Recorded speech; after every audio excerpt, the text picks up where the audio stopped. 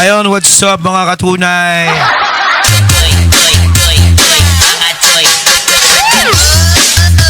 Siyempre, ito ang inyong lingkod na si BT, no, na magbibigay ng reaksyon at komento dito sa video at balita na matutunghayan natin ngayon. At meron tayong pag-uusapan ngayon matindi mga katunay.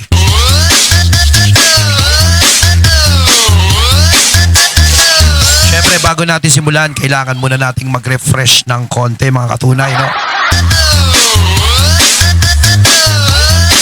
Konting sayawan kumbaga.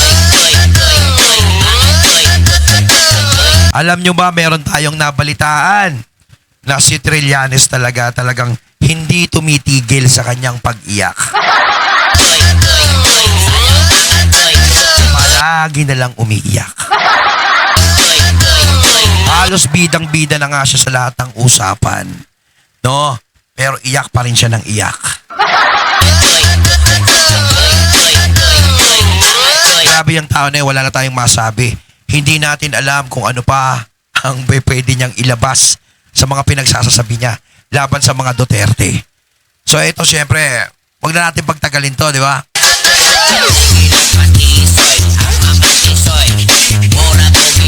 Siyempre, huwag niyo kalimutang suportahan ang Tunay na Kritiko mga katunay. Pakibisita po ito at huwag niyo kalimutang mag-subscribe, no, dito sa Tunay na Kritiko mga katunay.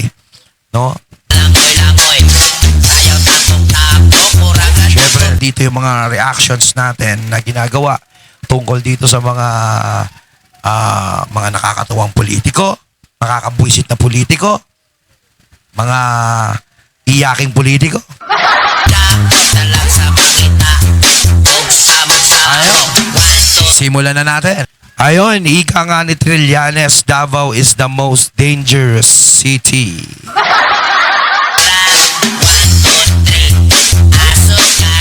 Okay, mga taga Davao dito, naniniwala ba kayo na ang Davao is the most dangerous city? No? Ako, mga taga Davao. Oh, grabe na mga sinasabi sa inyo ni Trillanes, ha. Mantakin nyo yung kabastusan ng taong to. Ano ba to? Persona non grata nyo na kaya sa Davao to. Mantakin nyo. Sasabihang dangerous city yung Davao. Diba? Siguro dangerous para sa'yo. Kasi alam naman natin, yung mga tao sa Davao ayaw sa'yo, nasusuklam sa'yo. Tapos meron ka pang nalalaman na yung mga taga Davao gusto kang patakbuhing mayor. Minsan magtataka ka kung ano tinitira nitong taong to eh. Sobrang lakas ng mga naiisip. Hindi mo maisip kung gaano katindi. Diba? Ano ba tinitira mo? Alkitran ba? So, syempre, sinagot naman to ni Kiko Barsaga. Tama. Nakakatakot talaga noong pumunta ako doon. Parang Singapore. Oh, yan na, para alam natin ang Singapore, napakadisiplinadong lugar niyan. Sa totoo lang ako, may mga nakakausap ako na mga katunay natin na mga taga Davao. No? Siyempre, ako bago ko purihin ang isang lugar, kailangan 100% na ganun talaga. Hindi naman pwedeng sabihin mo tahimik tapos magulo. Diba? Mahirap yun.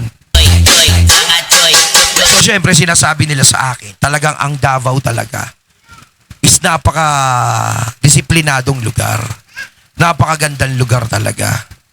Ang kriminalidad dyan hindi katulad sa Metro Manila. Talaga sa Metro Manila talaga, kabilaan. Minsan kahit natutulog ka na lang eh.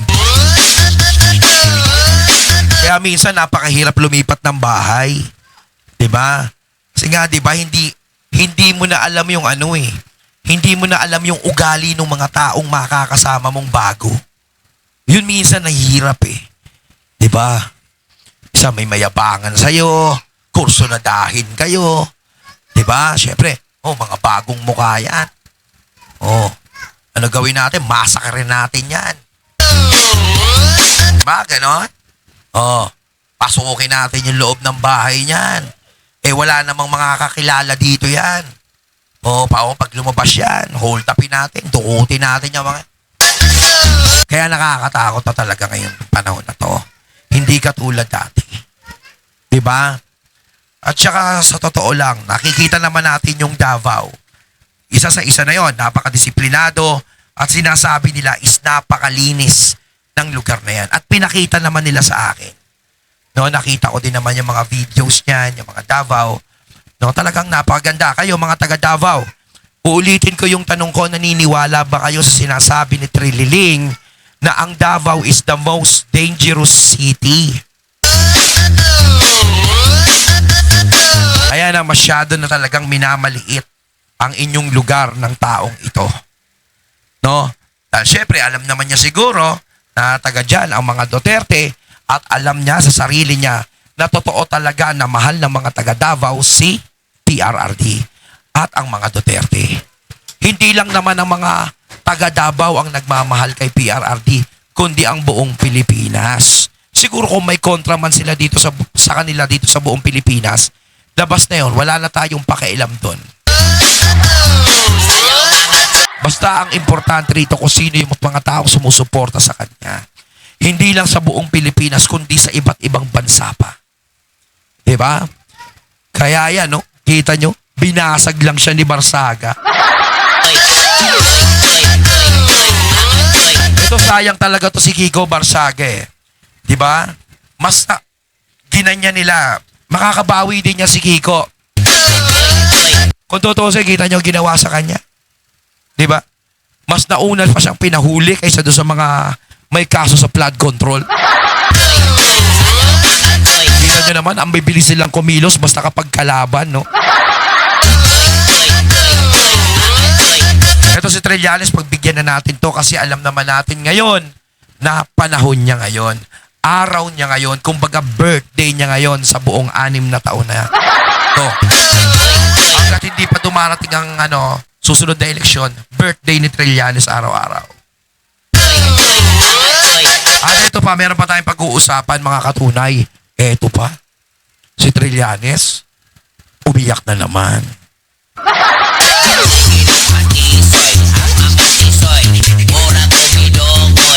Ito, kung ayaw na niya tumakbo, i-endorse na niya either si Sen Bam o si Sen Risa.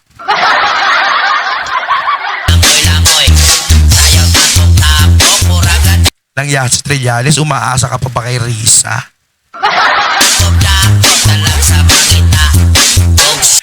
Grabe, no? Talagang si Trillanes, no? Gumagawa talaga ng paraan, no? Pero sana, no? Yung sinasabi mo na i-endorse ni Madam Lenny, yan yung mga malalakas na pwedeng tumalo kay VP Sara. Kasi kung yan yung mga hindi makakatalo kay VP Sara, finish ka na. Sayaw mga toy. Sigurado mapapabudots ka. Diba? Oo, sigurado yan.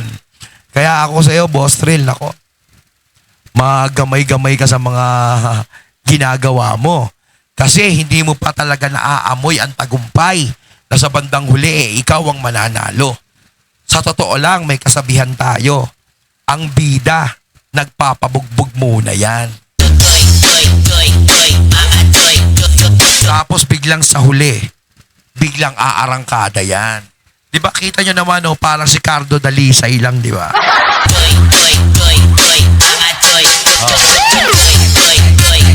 Kaya hindi araw-araw Pasko, Trillanes. Di ba? Gawin mo na lahat ng gagawin mo. Sabihin mo na lahat ng sasabihin mo. Dahil kapag yan ay naubos na at si VP Sara ay nandiyadyaan pa rin at nakapwesto bilang Vice President at makatakbo bilang Presidente sa 2028, hari nawa. Hari nawa. Diba? Walang iyakan. Ayun, natating nato ngayon. Etong mga pinag-usapan natin ngayon mga katunay. Kaya anong masasabi nyo mga katunay? Comment lang po kayo sa comment box. So once again, I'm BT and I'm out. Peace.